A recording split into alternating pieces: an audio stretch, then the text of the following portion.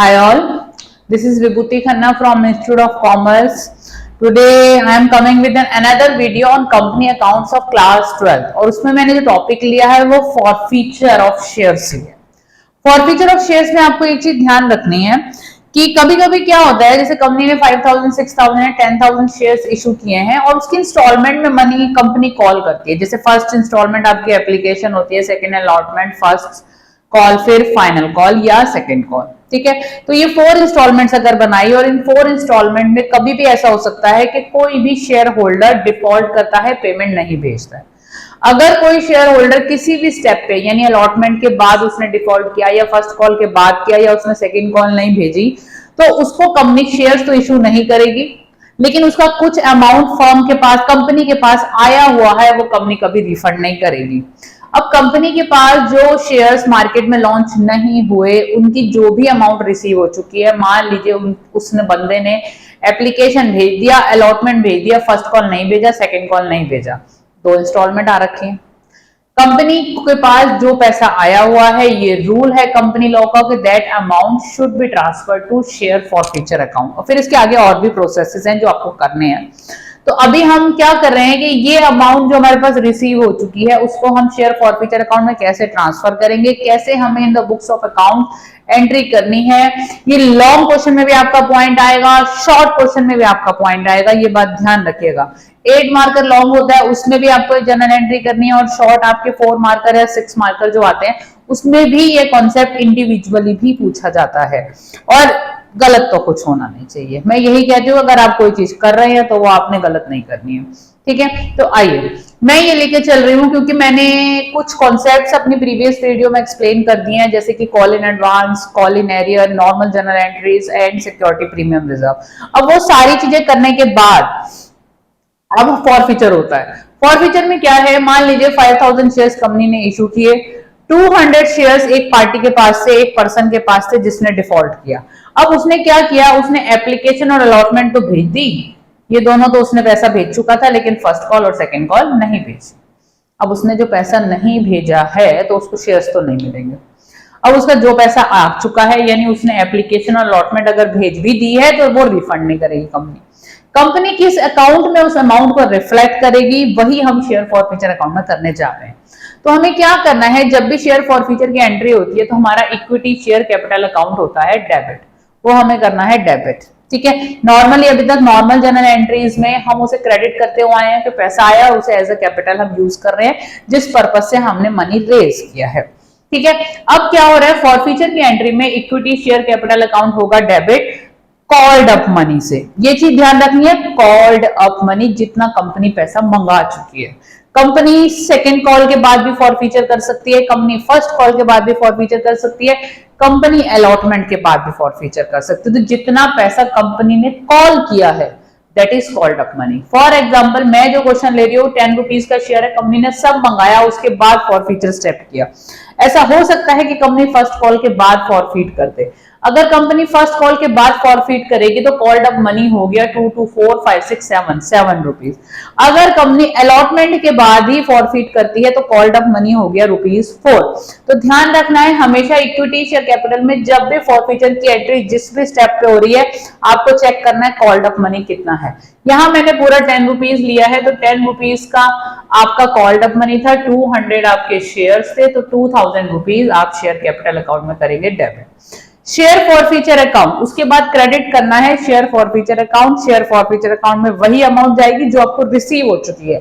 हमें रिसीव हो चुके हैं एप्लीकेशन और अलॉटमेंट एज पर मैंने जो आपको भी स्टार्टिंग में बताया, तो 4 रुपीज पर शेयर आप रिसीव कर चुके हो। 200 शेयर्स के ऊपर आपके हुए 800 रुपीज जो आप शेयर फॉरफीचर अकाउंट में करेंगे ट्रांसफर।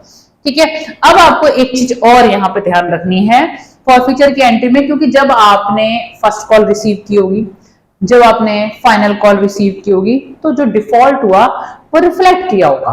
वो रिफ्लेक्ट किस अकाउंट से किया होगा, कॉल इन एरियर अकाउंट से रिफ्लेक्ट किया होगा, अगर आपने किया है। क्योंकि जो हमारी कॉल इन एरियर की एंट्री होती है, by opening call in arrear account भी होती है और without opening call in arrear account भी होती है। आप किस स्टेप को फॉलो कर रहे हैं उसी हिसाब से ही आपकी फॉरफीचर की एंट्री होगी। कॉल इन एरर की वीडियो मैंने ऑलरेडी पहले ही शेयर की है, मैं फिर भी लिंक डिस्क्रिप्शन बॉक्स में शेयर कर दूंगी, उसको पहले देखिएगा, क्योंकि उसको देखने के बाद ये करेंगे तो ज्यादा क्लियर होगा। और अगर आपको क्लियर है तो वेल एंड गुड। अब सुनिए, अगर आपका call in arrear account open हो चुका है, ठीक है, आपने डेबिट किया होगा उस टाइम पे, अब फॉरफीचर की एंट्री में वो कॉल इन एरर अकाउंट करना है क्रेडिट। हमारी ना फर्स्ट कॉल आई ना सेकंड कॉल आई, तो एक तरीके से हमारे 6 रुपीज नहीं आए। जो पैसा नहीं आया उसको हमने क्रेडिट किया, तो 1200 रुपीज हमारी फॉरफीचर की एंट्री हो गई, done. This is the first step. अगर आप call in arrear account open कर रहे हैं तो आपने एंट्री ये करनी है, share capital account debit with the called up money to share forfeiture account whatever amount you are able to receive, वो हमने फॉरफीचर अकाउंट में डाल दी। अब कंपनी अगर ये शेयर इशू करेगी तो इस मनी को यूटिलाइज करेगी to call in arrear account whatever amount you are not able to receive. पहले याद करो, कॉल इन एरर अकाउंट आपने डेबिट किया होगा, अब हमने क्रेडिट कर दिया, ये नॉमिनल अकाउंट है, नलिफाई हो गया, हमारी बुक्स ऑफ अकाउंट से खत्म हो गया। पैसा जो हमारे को रिसीव हुआ था फॉरफीचर वाले पार्टी का, वो हमने फॉरफीचर अकाउंट में डाल दिया, हमने एक स्टेप कर दिया, खत्म। अब फॉर एग्जाम्पल आपने call in arrear account open नहीं किया, तो जनरल एंट्री क्या करते थे आप, bank account debit to equity share first call account, ये एंट्री की होगी, और आपने जो अमाउंट मिली नहीं है उसको माइनस किया होगा और आपने जनरल एंट्री पास कर दी होगी, वो भी स्टेप ठीक है। अब फर्स्ट कॉल में डिफॉल्ट हुआ, सेकंड कॉल में डिफॉल्ट हुआ, दोनों केस में आपका हो गया डिफॉल्ट, ठीक है जी। तब आप एंट्री क्या करेंगे, अगर आप call in arrear account open नहीं कर रहे तो फॉरफीचर की एंट्री ये नहीं होगी, ये होगी। इक्विटी शेयर कैपिटल अकाउंट वही 2000 रुपीज आएगा, शेयर फॉरफीचर में वही 800 रुपीज आएंगे, सेम स्टेप है, लेकिन फर्स्ट कॉल और सेकंड कॉल इंडिविजुअली अलग अलग दिखाई जाएगी। तो 3 रुपीज की आपकी फर्स्ट कॉल थी 200 शेयर्स पे, 3 रुपीज की आपकी फाइनल कॉल थी 200 शेयर्स पे, तो 600 यहां आए, 600 आपके यहां आए। हम जब call in arrear account open नहीं कर रहे हैं तो हमारे उसमें call in arrear account debit नहीं होता है, सीधा हम फर्स्ट कॉल को दिखाते हैं, सीधा हम सेकंड कॉल को दिखाते हैं। आप मेरी जनरल एंट्री वाली वीडियो को जाके एक बार देख सकते हैं। तो क्रेडिट करेंगे जोन सी इंस्टॉलमेंट आपको रिसीव नहीं हुई। ऐसा भी हो सकता है अलॉटमेंट भी रिसीव ना हुआ हो, तो वो भी साथ में आ जाएगा। तो ये चीज ध्यान रखनी है कि आपने कॉल इन एरर कैसे शो करा है, by opening call in arrear account और without opening call in arrear account. Open कर रहे हो कॉल इन एरर अकाउंट, ये एंट्री फॉरफीचर की होगी, नहीं ओपन कर रहे हो फॉरफीचर की, ये एंट्री होगी। इस चीज को क्लियर करके चलना है। अगर आप पीछे कॉल इन एरर गलत कर रहे हैं तो ये भी गलत होगा और आपको मार्क्स क्या मिलेंगे, आपके स्टेप्स इतने सारे गलत हो जाएंगे। तो मिस्टेक तो कुछ करनी ही नहीं है, ये बात ध्यान रखनी है। तो this is the concept of forfeiture. If you are liking my videos please share with your friends, subscribe my channel, YouTube पे और फेसबुक पे, इंस्टाग्राम पे भी मैं अपनी वीडियोस अपलोड करती हूँ। प्लीज लाइक का बटन तो दबा ही दीजिए। Thank you.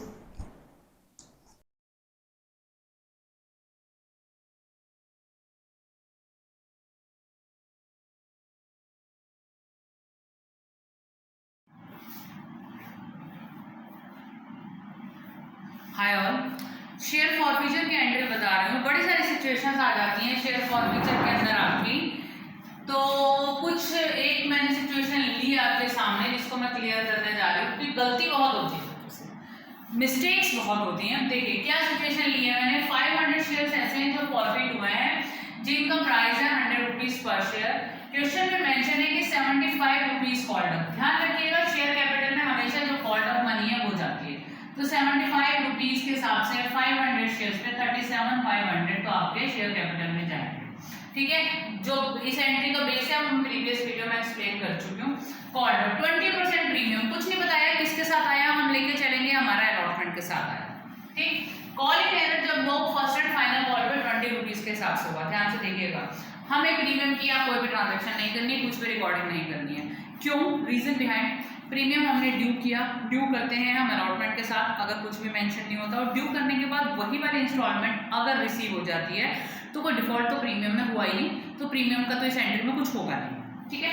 अब हमारा कॉल इन एरर हुआ फर्स्ट एंड फाइनल कॉल पे, call in error first and final call पे हुआ, तो 20 रुपीज के हिसाब से आपका 500 शेयर्स पे 10,000 रुपये कॉल इन एरर हुआ। माइनस करके भी निकाल सकते हैं या ऐसे भी निकाल सकते हैं। ध्यान से देखिए आपके 75 रुपीज कॉल्ड अप थे, जिसमें से आपका 20 रुपए का फाइनल कॉल थी। तो अगर आपने कुछ पैसा मंगाया होगा तो वो आपने 55 रुपीज मंगाया होगा, तो आपका 55 रुपीज के हिसाब से 500 शेयर्स पे जो मनी बैठेगा ये आप मल्टीप्लाई करके निकालेंगे और यही पैसा आपका शेयर फॉरफीचर में जाएगा जो आपको रिसीव हो चुका है, तो वो आ गया 27,500। प्रीमियम हमेशा ध्यान देना है कि जो प्रीमियम है वो रिसीव हो गया है या नहीं हुआ है। अगर रिसीव नहीं हुआ है तो एंट्री में चेंज आएगा, अगर रिसीव हो चुका है तो वो तो प्रीमियम अकाउंट में चला गया। प्रीमियम अकाउंट में जाने के बाद सिक्योरिटी प्रीमियम रिजर्व अकाउंट से रिजर्व एंड सरप्लस कॉलम में बैलेंस शीट में रिफ्लेक्ट करेगा। ये वो एंट्री है जब हमारा प्रीमियम रिसीव हो चुका है, तो इस तरीके से आप एंट्री करेंगे। कॉल इन एरर की जगह आप first and final call account भी ओपन कर सकते हैं, दोनों तरीके से आप एंट्री कर सकते हैं। ये मैं अपने प्रीवियस वीडियो में समझा चुकी हूँ। सिर्फ इस छोटे से कॉन्सेप्ट को, छोटे से एग्जाम्पल को लेके ये एक्सप्लेन करने के लिए मैंने एक वीडियो बनाई है। Thank you.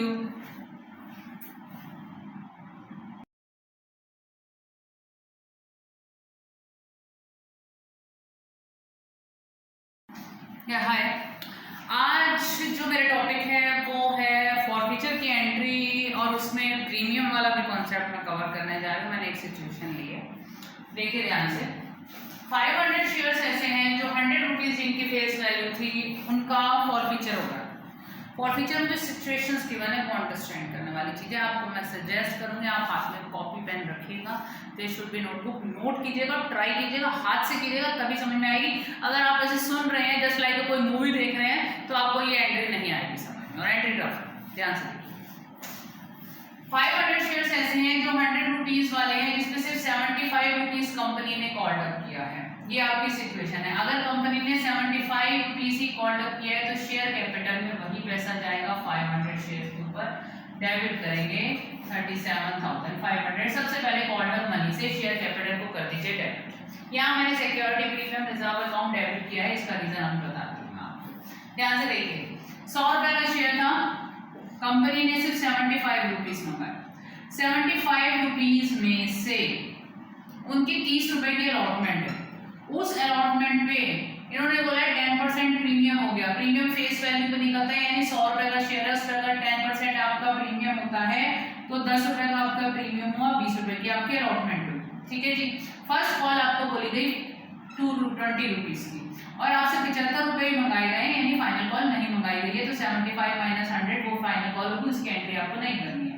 ध्यान से देखिए, 20 प्लस 30, ये जो 20 प्लस 30 है इसमें प्रीमियम इंक्लूड है। जब आप एप्लीकेशन की अमाउंट निकालेंगे तो प्रीमियम एक्सक्लूड करके निकालेंगे। फाइनल फर्स्ट कॉल आपकी 20 की है, अलॉटमेंट आपकी 20 की है, तो 40 रुपये तो आपके यहीं चले गए। 75 रुपीज़ में से 40 आपके चले गए, तो कितने बचे? 35 रुपीज़, यानी एप्लीकेशन आपकी 35 की है। एप्लीकेशन की इंस्टॉलमेंट आपको गिवन नहीं है, वो निकालनी है, उसको ध्यान से देखना है। ध्यान से देखिए मैंने कैसे समझाया। 100 रुपये का शेयर था, 75 रुपये कॉल टू हुए, फाइनल कॉल नहीं मंगाई गई है, दैट्स ओके। जो इन्फॉर्मेशन गिवन है उसको अपने ट्री में पुट करते जाइएगा। फाइनल फर्स्ट कॉल आपकी 20 की थी और आपको ये बताया कि अलॉटमेंट 30 की है और इसमें प्रीमियम इंक्लूडेड है। ठीक है, अगर प्रीमियम इंक्लूडेड है तो 10 रुपीज़ का प्रीमियम हो गया, 20 रुपये की आपकी अलॉटमेंट हो गई। लेकिन जब हम एप्लीकेशन की अमाउंट कॉल्ड अप मनी से निकालते हैं तो प्रीमियम इंक्लूड करके काउंट नहीं करना है, क्योंकि प्रीमियम एक्स्ट्रा होता है आपकी फेस वैल्यू से। इस 100 रुपये में प्रीमियम नहीं इंक्लूड होता है। तो 20 रुपीज़ की अगर फर्स्ट कॉल है, 20 रुपीज़ की आपकी अलॉटमेंट है, तो 40 रुपये आपके हैं इन दो कॉल्स के। टोटल 75 कॉल्ड अप है, 40 रुपये, तो 35 रुपये की आपकी ये हुई एप्लीकेशन। ठीक है। अब इस बंदे ने क्या किया, कॉल इन एरर में अलॉटमेंट भी नहीं भेजा और फर्स्ट कॉल भी नहीं भेजा। ठीक है जी, नहीं भेजा है, ठीक है, करते हैं एंट्री।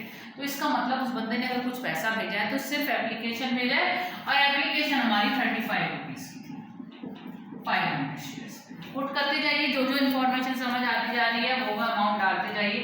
25 इंटू 500 हमने किया 17,500।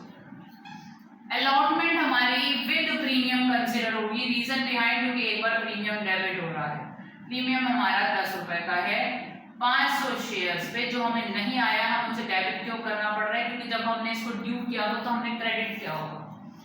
अच्छा, 5,000 रुपये यहाँ डेबिट करेंगे। When premium is due but not received, तब आपको सिक्योरिटी प्रीमियम रिजर्व फॉरफीचर की एंट्री में डेबिट करके दिखाना है। ध्यान रखना है कब दिखाना है। इस प्रीवियस वीडियो में भी प्रीमियम मैंने कंसिडर किया था, लेकिन प्रीमियम की एंट्री नहीं आएगी। दोनों वीडियो को ध्यान से कंपेयर कीजिएगा तब समझ आएगी।